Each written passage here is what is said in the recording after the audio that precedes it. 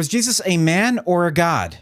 It's most certainly a question on many Christians' minds surrounding times like when Jesus flipped the table of the money handlers at the temple of God in Matthew 21:12, cursing a fig tree in Mark 11:14, and of course the infamous my God, why have you forsaken me?" in Matthew 27:46. Despite, in my opinion, the New Testament falling short towards explaining these very human behaviors in the Son of God, the Urantia Book explains his mission on our planet in great detail, indicating that Christ Michael was meant to descend from perfection to understand and have mercy for their creation. Furthermore, on his final pastoral planet, such as our own, he was to submit to the will of the Father, which is representative of his own thought adjuster. Consequently, at least when it came to Jesus' emotions, he had a very human experience. However, what other human attributes did Jesus exemplify? Well, like us, he changed jobs quite a bit. With that said, let's find out 5 vocations that Jesus Christ Michael performed when he was in the flesh on Urantia. All right, let's get started. Number 1, carpenter and boat builder. During his early years in Nazareth, most people already knew that Jesus worked as a carpenter, following his father's trade. In fact, most of the time Jesus and his family lived on borderline poverty. That was, of course, just before his father Joseph joined the carpentry guild. Unfortunately, such familial successes were not meant to last due to a tragic incident that involved a derrick, which is sort of like a small crane that gravely injured Joseph in 126:2.1. All did go well until that fateful day on Tuesday, September 25th, when a runner from Cyprus brought to his Nazareth home the tragic news that Joseph had been severely injured by the falling of a derrick while at work on the governor's residence. Unfortunately, Mary was unable to say goodbye to her husband, with Joseph passing away just before she arrived. In the Urantia Book, Christ Michael was never directly given any direct favors from God on our planet. And the remarkable reality associated with Joseph's passing is that upon obtaining his absolute sovereignty, Jesus chose not to use his powers and authority to break his own natural laws by bringing back his father.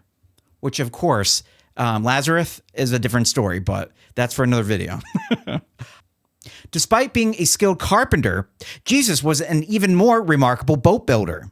In Capernaum, he worked as a boat builder for some time when he developed quite a proclivity for the artistry found in 129:1.3. Jesus worked with Zebedee only a little more than a year. But during that time, he created a new style of boat and established entirely new methods of boat making. By superior technique and greatly improved methods of steaming the boards, Jesus and Zebedee began to build boats of a very superior type, craft which were far more safe for sailing the lake than were the older types. For several years, Zebedee had more work, turning out these new style boats than his small establishment could handle. In less than 5 years, practically all the craft on the lake had been built in the shop of Zebedee at Capernaum. Jesus became well known to the Galilean fisher folk as the designer of these new boats. All right, number 2, tutor, educator, and spiritual teacher. After Joseph's death, Jesus took responsibility for his family and educated his younger siblings. This meant that Jesus had to be more advantageous when being the oldest brother, supporting his entire family. In Judaic traditions, Christ Michael was very much the man of the house and executed such station remarkably, being able to make a long-term investment for his family during his lengthy travels. It is not a surprise that Jesus was a masterful teacher of all varieties. But surprisingly, did you know that Jesus never wrote anything down as an adult? We find in 136:4.2 that the first thing Jesus did after thinking through the general plan of coordinating his program with John's movement was to review in his mind the instructions of Emmanuel. Carefully, he thought over the advice given to him concerning his methods of labor and that he was to leave no permanent writing on the planet. Never again did Jesus write on anything except sand. Perhaps the gears in your mind are ticking here now that we know that the New Testament Bible had their first papers produced being representative of Paul 20 years after Jesus dies, and the Gospel of Mark arriving a whopping 70 years after his death. Many of Jesus' apostles chose to respect Jesus' decision as to not write anything down, only decades later to feel comfortable enough to feel as though they needed a reference to Jesus' life and teachings. His primary vocation was a teacher of spiritual truths, guiding his followers toward a deeper understanding of God. Despite not coming to challenge the Old Testament Bible head-on, Jesus chose a more indirect and accepting path as indicated in 142:2.1, when Jacob said to Jesus, "But Rabbi, Moses and the olden prophets tell us that Yahweh is a jealous God, a God of great wrath and fierce anger. The prophets say he hates evildoers and takes vengeance on those who obey not his law. You and your disciples teach us that God is a kind and compassionate Father who loves all men, that he would welcome them into the new kingdom of heaven, which you proclaim is so near at hand." Jesus replied to Jacob in 142:2.2 that, "Jacob, you have well stated the teachings of the olden prophets, who taught the children of their generation in accordance with the light of their day. Our Father in paradise is changeless, but the concept of his nature has enlarged and grown from the days of Moses down through the times of Amos, and even to the generation of the prophet Isaiah. And now I have come in the flesh to reveal the Father in new glory and to show forth his love and mercy to all men on all worlds." after all, Jesus most certainly brought the good news that God is unchanging and timeless with both his love and mercy. Number 3, traveler and observer. Before beginning in his public ministry, Jesus traveled extensively, observing different cultures and philosophies, being frequently referred to as the scribe of Damascus.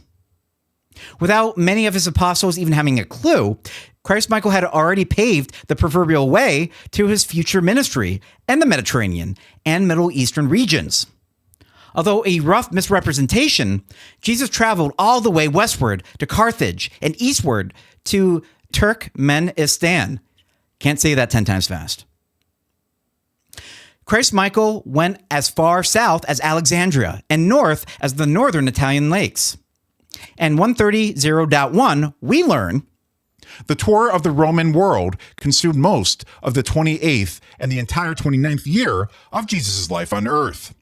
Jesus and the 2 natives from India, Gonad and his son, Ganid, left Jerusalem on a Sunday morning, April 26th, AD 22nd. And 130.0.2, that indicates that From Jerusalem, they went to Caesarea by way of Joppa.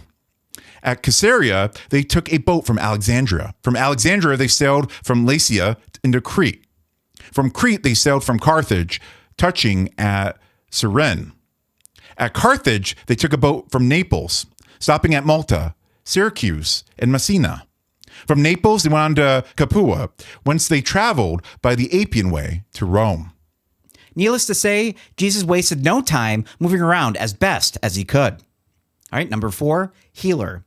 While not a physician, Jesus did perform many acts of direct and indirect healing as he demonstrated human sympathy and divine compassion. Due to many already knowing of the healing works of Jesus and his staff, I promise I'll keep this section short.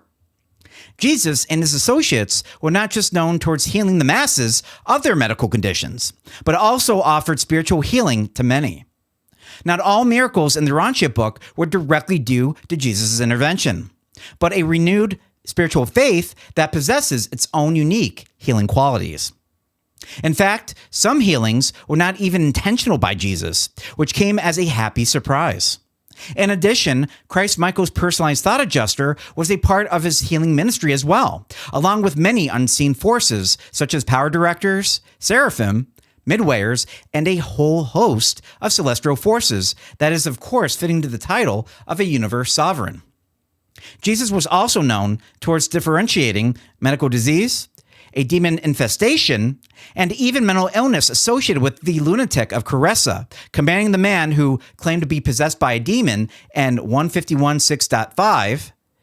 Jesus, looking down upon the man, crouching like an animal at his feet, reached down and, taking him by the hand, stood him up and said to him, Amos, you are not possessed by the devil. You have already heard the good news that you are a son of God. I command you to come out of the spell.